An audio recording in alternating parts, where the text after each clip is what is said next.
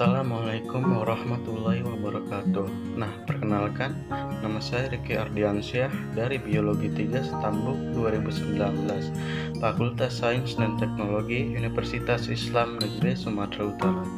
Nah, adapun tujuan saya buat video ini yaitu untuk memaparkan suatu materi yang berjudul metamorfosis untuk memenuhi tugas akhir dari mata kuliah perkembangan hewan. Nah, sebelumnya saya ingin mengucapkan terima kasih kepada Ibu Sukria yang telah membimbing saya di mata kuliah perkembangan hewan. Nah, langsung saja ke materinya. Nah, metamorfosis. Apa sih itu metamorfosis? Metamorfosis adalah sebuah proses perubahan atau perkembangan biologi pada hewan yang melibatkan perubahan fisik ataupun struktur tubuh pada hewan tersebut yang dimulai dari setelah penetapan atau kelahiran hewan tersebut. Perubahan bentuk atau struktur ini melalui pertumbuhan sel dan diferensiasi sel, mulai dari morfologi, anatomi, bahkan sampai ke fisiologinya bisa saja mengalami perubahan. Nah, perubahan-perubahan ini terjadi secara periodik atau dalam masa tertentu dan merupakan siklus hidup yang melekat pada hewan. Ada beberapa hewan yang mengalami bentuk yang sangat berbeda ketika masih muda dan ketika sudah dewasa. Sedangkan pada beberapa yang lain hanya memiliki bentuk yang sama, hanya saja ukuran dan perkembangan organnya yang berbeda. Jadi, keduanya itu memiliki perbedaan pada metamorfosisnya. Pada hewan yang berubah bentuk dari tubuhnya dan tidak mirip sama sekali dengan masa mudanya, maka itu disebut dengan metamorfosis tidak sempurna. Nah, sedangkan pada hewan yang tidak berubah bentuknya, melainkan hanya beberapa organnya saja yang mengalami perkembangan, itu disebut dengan metamorfosis tidak sempurna. Nah, metamorfosis ini dibagi menjadi dua, yaitu metamorfosis sempurna dan metamorfosis tidak sempurna. Metamorfosis sempurna merupakan perubahan struktur atau bentuk tubuh pada hewan yang berubah total antara masa mudanya dengan masa dewasanya, yang dikenal dengan istilah holometabola. Nah, perubahannya bahkan bisa saja sampai ke perubahan cara makan dan juga habitatnya. Fase transisi yang dialami oleh hewan ini merupakan titik perubahan hingga menjadi bentuk dewasanya. Contoh metamorfosis yaitu kupu-kupu dan contoh metamorfosis sempurna ini yaitu kupu-kupu dan katak, yang mana terdapat 4 fase pada metamorfosis kupu-kupu, yaitu fase telur, larva, pupa, dan dewasa. Yang pertama, fase telur. Hewan-hewan betina yang telah menetaskan telurnya akan meletakkan telur tersebut di tempat yang sesuai dengan kebutuhan dengan perkembangan calon anaknya. Contohnya seperti pada kupu-kupu yang meletakkan telur di bagian permukaan daun. Mengapa demikian? Hal ini dikarenakan hewan muda tersebut merupakan jenis hewan herbivora atau pemakan tumbuhan. Dari awal peletakan telur hingga telur menetas, maka dibutuhkan waktu antara 3-8 hari. Pada fase telur ini, embrio hasil fertilisasi sel telur dengan sel sperma akan terus mengalami pembelahan hingga akan membentuk organ-organ yang ketika sampai pada batas waktu tertentu, maka akan mengalami perkembangan lanjut dan bergantung pada spesies hewannya. Nah, fase yang kedua yaitu fase larva. Larva merupakan bentuk mudah dari hewan yang perkembangannya melalui metamorfosis. Nah, ketika pada fase menjadi larva, ini merupakan bagian hewan muda, sehingga pada fase ini hewan-hewan sangat aktif untuk makan. Oleh karena itulah, induknya meletakkan telur-telur tersebut pada tempat yang sesuai dengan jenis makanannya, sehingga bisa terus berkembang dan mempertahankan hidupnya. Contohnya pada larva kupu-kupu yang sebelum menjadi kupu-kupu merupakan ular, yang dimana tempat ia hinggap atau akan sangat aktif dalam memakan dedaunan untuk dijadikan makanan. supaya terus hidup hingga ke fase transisi selanjutnya. Fase ini membutuhkan waktu 5-7 hari. Pada beberapa jenis hewan yang memiliki rangka luar atau disebut hewan dengan eksoskeleton akan mengalami pergantian kulit. Ini sangat dibutuhkan karena ukuran tubuhnya semakin hari akan semakin membesar, sehingga dibutuhkan eksoskeleton yang baru dan untuk ukuran tubuh barunya yang semakin membesar pula. Nah, pergantian kulit ini bisa terjadi sampai beberapa kali dan pada waktu tertentu dan juga bergantung pada jenis spesiesnya. Pada waktu tertentu juga akan berhenti untuk makan, sehingga akan mengalami perkembangan untuk melanjutkan ke fase berikutnya. Nah, perubahan pada setiap tubuh hewan ini dikontrol oleh hormonal yang terdapat di dalam tubuh larva tersebut.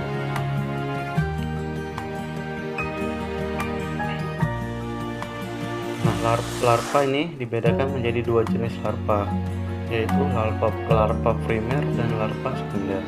Larva primer merupakan larva yang memiliki struktur dan morfologi yang sangat berbeda dengan hewan dewasanya. Contohnya seperti larva sea urchin.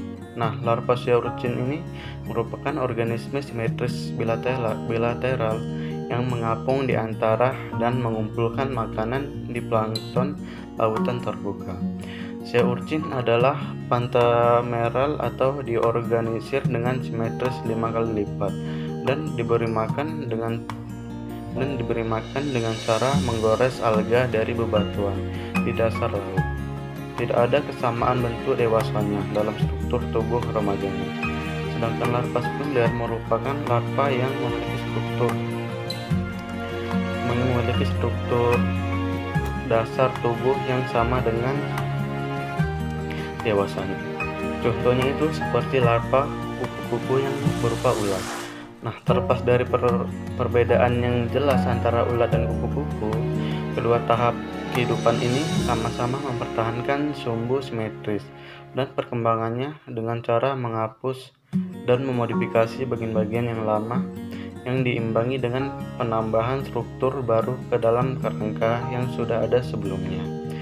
Demikian juga dengan kecebong dan kata, di mana kecebong termasuk dalam larva sekunder karena struktur tubuhnya tersusun dengan pola yang sama seperti hewan dewasanya atau kata. Nah, yang ketiga itu ada fase pupa. Tahap pupa adalah salah satu tahap yang paling keren dalam kehidupan kupu-kupu. Begitu ulat selesai tumbuh dan mereka telah mencapai panjang dan mereka maksimal. Pupa ini sering juga disebut sebagai kepompong yang merupakan fase transisi penuh yang akan merubah bentuk dari semasa menjadi larva muda untuk menuju ke hewan dewasa. Fase ini biasanya membutuhkan waktu 7-20 hari dan tergantung pada spesiesnya juga. Tubuh kepompong ini dilindungi oleh rangka luar yang lumayan keras yang disebut dengan kokon. Nah, pada fase ini, sebagian besar dari serangga akan berada dalam kondisi inaktif atau tidak makan dalam beberapa waktu tertentu. Akan tetapi, dalam kokonnya, pupa akan sangat aktif membelah atau melakukan metabolisme tubuh untuk membutuhkan organ-organ baru dan menuju ke bentuk hewan dewasanya. Kebutuhan makanan dan energinya diperoleh dari cadangan makanan yang telah dikonsumsi sebanyak mungkin. Ketika pada masa menjadi larva tadi, fase pupa ini memiliki waktu yang bervariasi untuk menjadi hewan dewasa. Nah, yang keempat atau terakhir yaitu fase dewasa.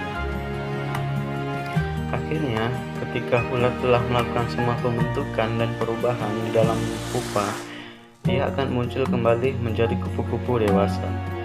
Nah, ketika kupu-kupu pertama kali muncul dari kepompong, kedua sayap akan masih lunak dan terlipat di tubuhnya.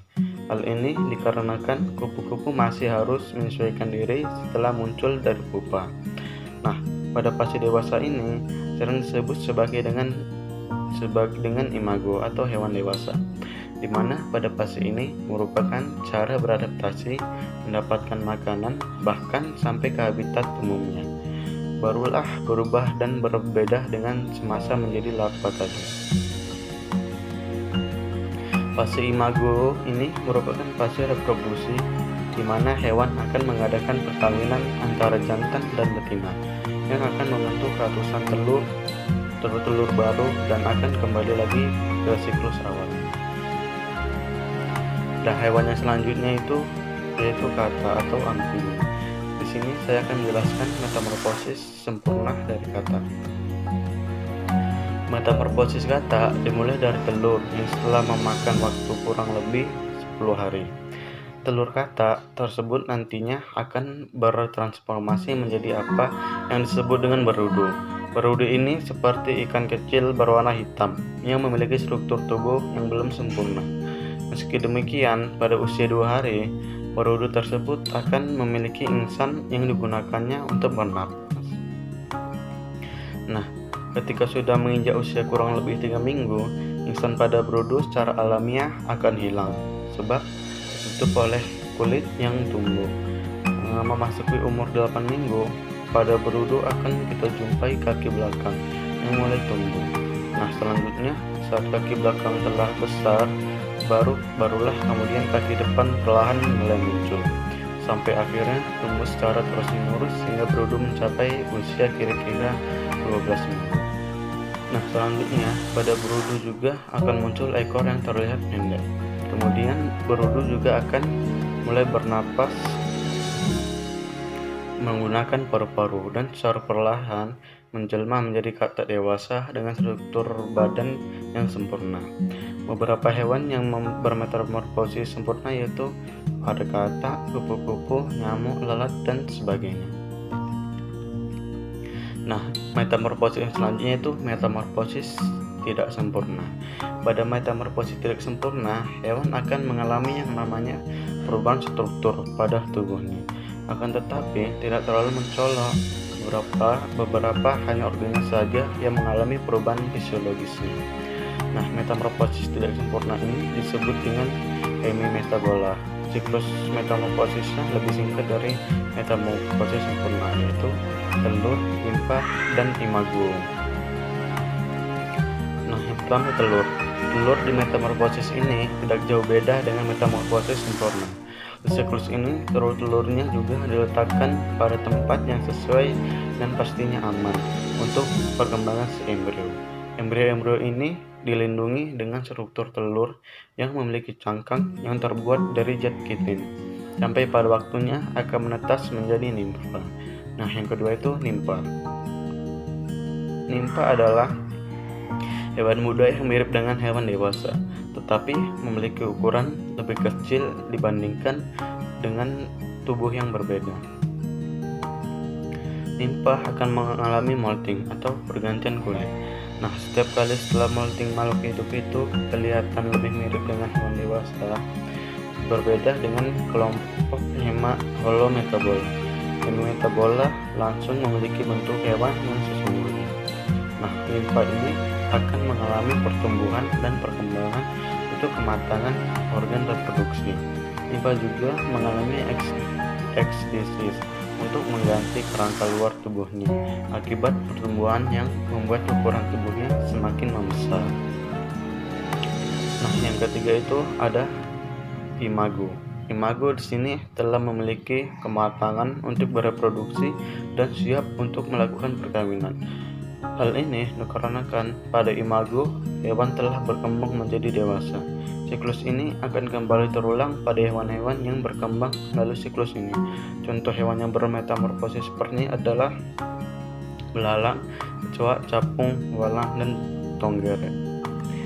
Jadi, kesimpulan yang dapat saya ambil dari metamorfosis ini yaitu metamorfosis merupakan suatu perubahan individu makhluk hidup dari telur sampai menjadi dewasa yang sempurna dengan mengalami perubahan bentuk morfologi, anatomi, bahkan fisiologisnya.